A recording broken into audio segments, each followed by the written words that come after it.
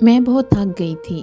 ابھی تھوڑی دیر پہلے ہی افزا کمرے سے نکلی تھی اور میں نے سکون کی سانس لی تھی۔ اتنا بولتی ہے، اتنا بک بک کرتی ہے کہ انسان کا دماغ خالی ہو جائے۔ میں اکثر گلابوں سے کہتی ہوں کہ خدا دنیا میں دوستوں کی منگنی نہ کروائے، بس ڈائریکٹ شادی کروا دے، کیونکہ شوہروں کے پاس اتنا وافر ٹائم ہوتا ہے وہ سارے فضول قسم کے قصے سن سکے۔ میرا تو دماغ ہی خالی ہو گیا ہے۔ اور گلابو کھلکھلا کر ہنس پڑتی ہے۔ بی بی جی آپ بھی نہ بس کریں، ایسی باتیں کرو کہ بندے کو ہنسی آ جائے، اس میں ہنسنے کی کون سی بات ہے؟ میں نے آنکھیں نکال کر کہا، تمہیں یہ قصے سننے پڑیں تو تمہیں پتہ چل جائے۔ اس کا منگیتر اسے خون سے ہاتھ لکھتا ہے، بھلا اس میں یقین کرنے والی بات؟ میں نے 10 دفعہ اسے سمجھایا، وہ لال رنگ کی انک ہوگی، زیادہ سے زیادہ کسی جنگلی کبوتر کا خون، مگر نہ بھائی ذرا جو ان محترمہ نے یقین کیا ہو۔ آنکھوں پر تو پتہ نہیں کس چیز کی پٹی بندھی ہوتی ہے۔ آپ کو کیا لگتا ہے بی بی جی کس چیز کی پٹی بندھی ہوتی ہے؟ بیوقوفی کی یا محبت کی؟ کیونکہ محبت بھی تو بیوقوفی کا دوسرا نام ہی ہے۔ ہیں کیا بکے جا رہی ہو؟ میں سچ مچ گڑبڑا گئی، کیونکہ نائلہ بی بی آپ نے جتنے قصے مجھے افزا بی بی کے سنائے ہیں، اس سے تو یہی لگتا ہے وہ پٹی افزا بی بی کے نہیں بلکہ ذیشان صاحب کی آنکھوں پر چڑھی ہے۔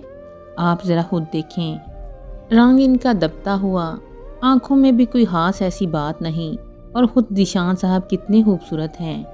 تم نے کہاں دیکھ لیا؟ میں نے گلابوں کو ڈانٹا۔ اس دن جو افزا بی بی اپنا اتنا بڑا البم اٹھا کر لائی تھیں، اس میں ہی دیکھا تھا۔ اچھا، مجھے اس کی باتوں سے خوف آنے لگا۔ اس نے 5 جماعتیں پڑھ لی تھیں، اس لیے تھوڑا بہت لکھنا پڑھنا بھی جان گئی تھی اور باتیں بھی صاف اردو میں کر لیتی تھی، ورنہ مجھے نہ گلابوں کی ماں کی سرائکی سمجھ میں آتی تھی نہ اس کی بہنوں کی۔ اس لیے اماں سے کہہ کر میں نے گلابوں کو مستقل رکھ لیا تھا۔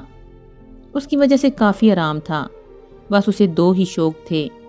ایک تو جب موقع ملتا کوئی نہ کوئی مووی لگا کر بیٹھ جاتی اور اتنے غور سے دیکھتی کہ 3 آوازیں اس کے سر پر دو، تب وہ جا کر متوجہ ہوتی، اور دوسرے جب افزا آتی تھی، اس کے سارے قصے بڑے شوق سے آنکھیں پھاڑ پھاڑ کر سنتی اور پھر یاد بھی رکھتی تھی۔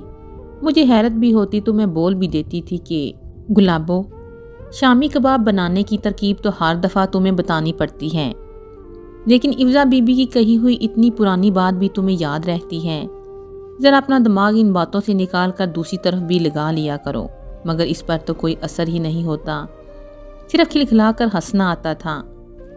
بی بی جی شامی کباب کی ترکیب یاد کرنی پڑتی ہیں اور افزا بی بی قصے سناتی ہیں، انہیں یاد تھوڑی کرنا پڑتا ہے، وہ تو خود بخود دل کے اندر اتر جاتی ہیں۔ اچھا خاموش ہو جاؤ۔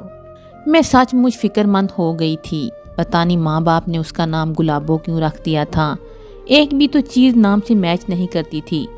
چھوٹی چھوٹی آنکھیں، سانولا بلکہ اچھا خاصا ہی سانولا رنگ، جسے لڑکی ہونے کے ناطے میں کالا کہہ بھی نہیں پاتی تھی، موٹے موٹے ہونٹ جس پر کسی بھی کلر کی لپسٹک لگا لو ان میں خوبصورتی آ ہی نہیں پاتی تھی، مگر اب میں کچھ دنوں سے دیکھ رہی تھی کہ ان چھوٹی چھوٹی آنکھوں میں نہ جانے کہاں سے بہت سے رنگ آ سمائے تھے، اور وہ موٹے موٹے ہونٹ جن میں کوئی خوبصورتی نہیں تھی، بلا وجہ ہی ان پر ہر وقت ہنسی کی لہریں رہتی۔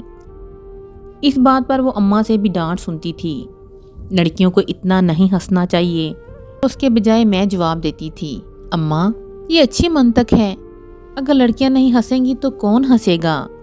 مرد ہنستے کہاں ہیں، وہ تو مسکراتے بھی نہیں۔ ایسا جملہ کہتے ہوئے میں کوشش کرتی کہ نافے کا سراپا میرے سامنے نہ آئے، اتنا اکڑ، اتنا بدتمیز بندہ، بس جس کے متعلق صرف فلموں میں دیکھا تھا یا افسانوں میں پڑھا تھا۔ ہنسنے والی بات پر بھی اس کے ہونٹوں میں صرف مسکراہٹ ہوتی، صرف ہلکی سی مسکراہٹ، وہ بھی غور سے دیکھنے والے کو پتہ چلے۔ اتنے غور سے نافع صاحب کو دیکھ کون سکتا ہے؟ کم سے کم وہ تو ہرگز نہیں جس کو اپنی عزت عزیز ہو۔ کہنے کو وہ میرا فرسٹ کزن تھا، مگر سوچتی کہ یہ کچھ بھی ہو سکتا ہے مگر کزن نہیں۔ دنیا بھر کے کزن کتنے زبردست ہوتے ہیں، ہلکی پھلکی چھیڑ چھاڑ، تھوڑا سا روب اور بہت زیادہ محبت کرنے والے۔ ایسا شاید افزا کی باتوں کی وجہ سے تھا جو وقتاً فوقتاً سنایا کرتی تھی۔ جو شخص ہونٹ سے ہاتھ لکھے اس کی باقی باتوں کے کیا کہنے ہیں۔ میں بھی افزا کی باتوں ہی باتوں میں پتہ نہیں کہاں کا سفر طے کرتی اور آنکھ کھلتی تھی تو وہی کمرہ ہوتا، وہی گرد و پیش کی دیواریں، سپاٹ بے جان۔ اتنا غصہ آتا کہ جی چاہتا انہی دیواروں سے ٹکرا ٹکرا کر جان دے دوں، کیونکہ جان دینے کے بعد بڑے خوشنما سہانے منظر ذہن میں آتے تھے۔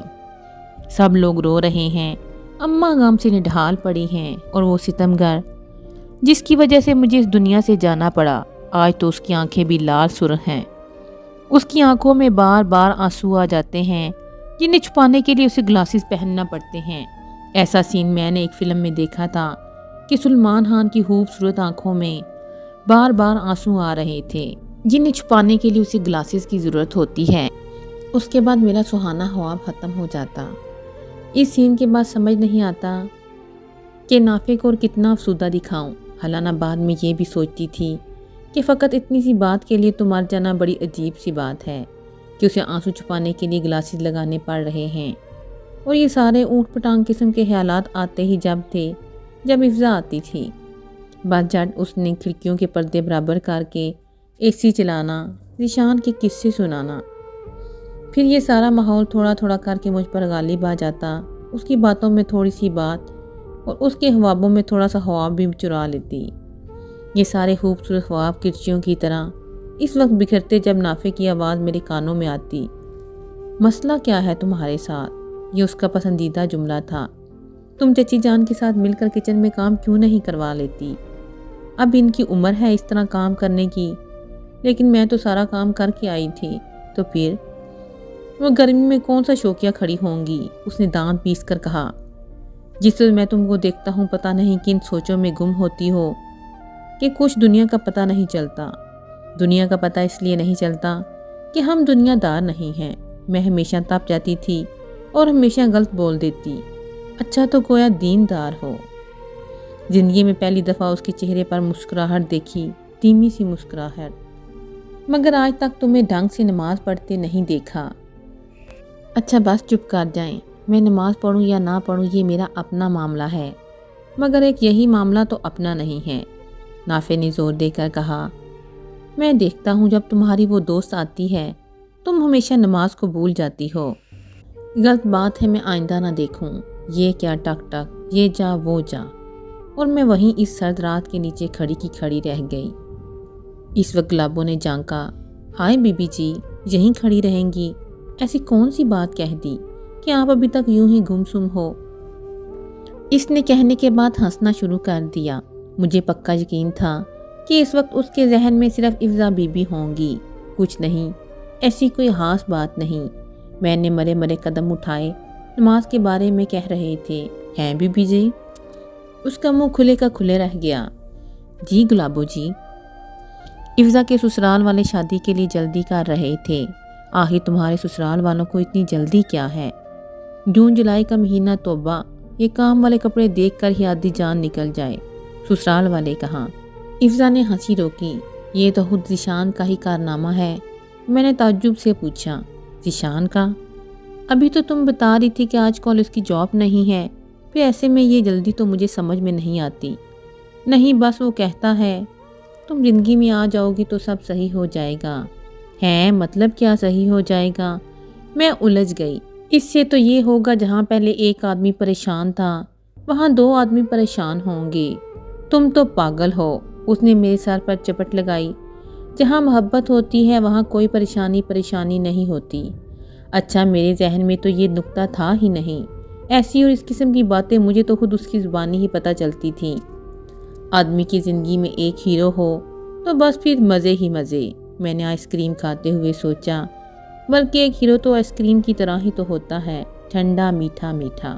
میں نے رات کو یہ بات گلابوں کو بتائی تو وہ بھی اچھل پڑی، واہ بی بی جی واہ، بالکل 16 آنے درست بات۔ جیسے آئس کریم کبھی بری نہیں لگتی ویسے ہی ہیرو ہوتا ہے، وہ بھی کبھی برا نہیں لگ سکتا۔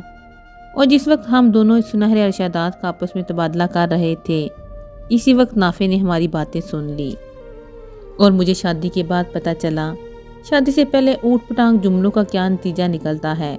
ہماری شادی بہت جلدی میں ہوئی۔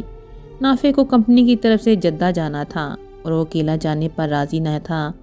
شادی کے بعد اس نے مجھے بتایا، مجھے ڈر جو تھا کہ اگر تمہاری زندگی میں کوئی ہیرو آ گیا جو بے شک عملی لحاظ سے زیرو ہو تو تم نے ضرور اس کے جال میں پھنس جانا تھا۔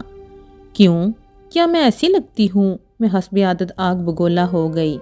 پتہ نہیں کیسی لگتی ہو، وہ شرارت سے کہتا۔ مجھے تو آج بھی حیرت ہوتی ہے اور میں سوچتا ہوں میں نے تم کو کیوں پسند کیا، لیکن جب امی نے پوچھا تو تمہارے علاوہ کسی اور کا نام کیسے لے سکتے تھے؟ میں ہوں ہی اچھی۔ کس نے کہا کہ اچھی ہو؟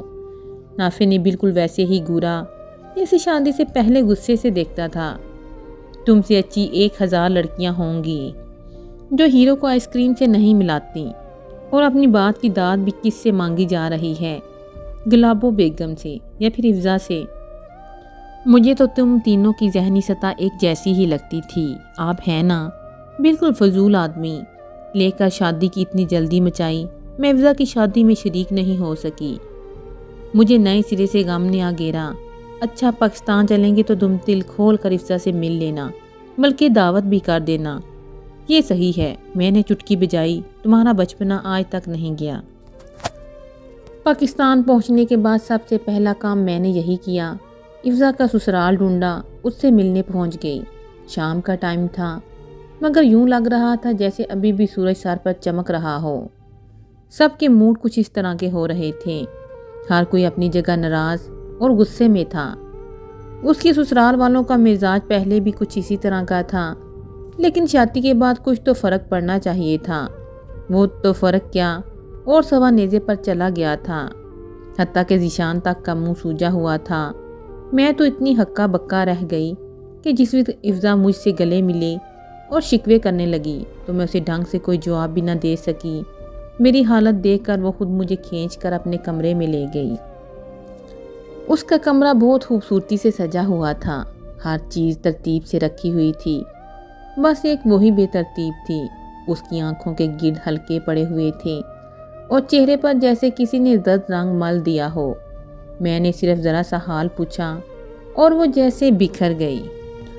اس کے سسرال والے واقعی بہت جاہل تھے، اپنے رویوں میں، اپنی حرکات میں۔